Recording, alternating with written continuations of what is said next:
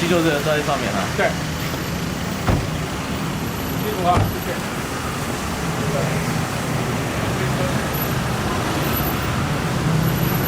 校长，你们等一下送件也要拍照，对不对？在外面拍完。你要在外面拍进来，那所以你们交给我们选委会的时候也要拍照吗？如果你要还好，是不是好？那我们就不特别安排了。好，那我把推车放上面。我们这里有推车，这里有推车上。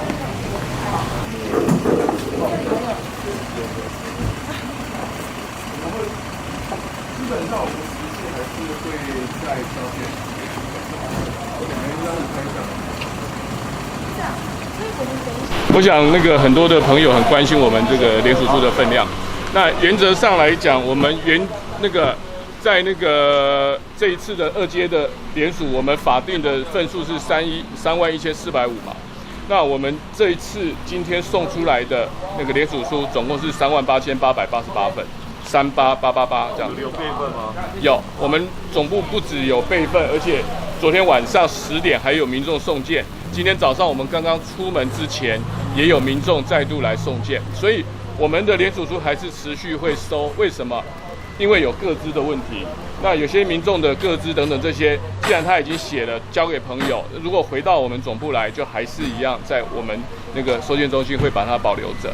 那当然，很多人关心说，是不是我们这样的份数是不是足够？那会不会说是要准备要补件？我想，如果我们从1阶的法定数量，我们是被淘汰的率是8%，那我们今天送出来的是20%的一个数量来这个超过我们的。那就算说今天被审核掉，基本上我们不认为会有这么多的一个淘汰率，所以我们相信2阶段的一个审核，虽然法定的审核期40天，应该我们是可以达标的，是这样子。请教一下，那个王浩宇说这是韩粉报复的行动，那有什么回应吗？我这样讲啊，这个我记得王世坚讲的，他讲的话根本就不想要做回应。好，回应的我们是要找有格调的一个问题。我们现在这样说，什么叫做韩粉？什么叫做罢免他人？就一定是什么群众、什么群体？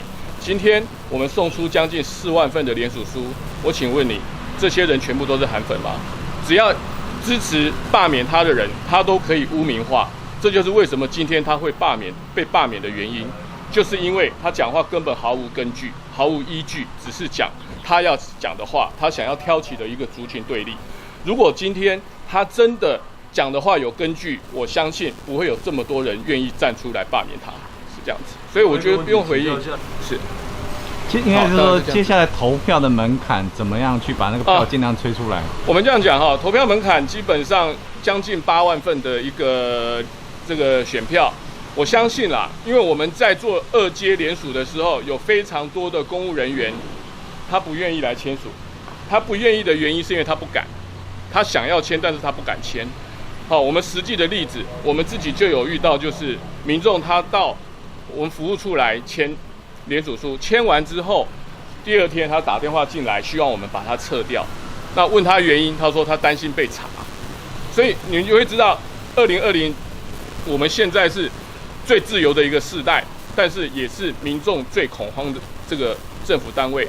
我相信，我们在跟选委会沟通的这么多次当中，选委会这边一组的林组长他也非常非常的清楚的说到，选委会这里绝对不会让这个所有的联署各资流出去外面的，所以我们要做一个这个联署罢免一个议员的活动，我们也要这个以正视听的一个方式，就是讲说要告诉所有的人，我们要相信政府，政府不是我们想的这么样的一个那个黑暗，所以各个单位、各个基层的一个公务人员都还是值得我们去尊重、尊敬的，所以大家真的不要担心你的个资。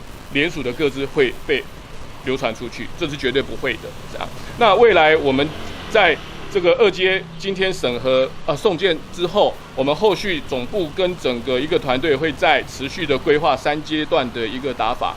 那我们都很清楚，我们的招牌没办法挂，因为一挂上去就被检举掉。好，所以我就讲，我们这一次是民众自发性的一个抗争的这个罢免活动，是跟一个拥有绝对权力的一个议员来做抗争，所以这样的一个不对等的一个资讯跟不对等的一个权利，我们会更思索更加细腻的一个来这个打这一场第3场的这个第3阶段的一个选战。那时间也差不多，那我们就先到这里这样子吧。好，谢谢。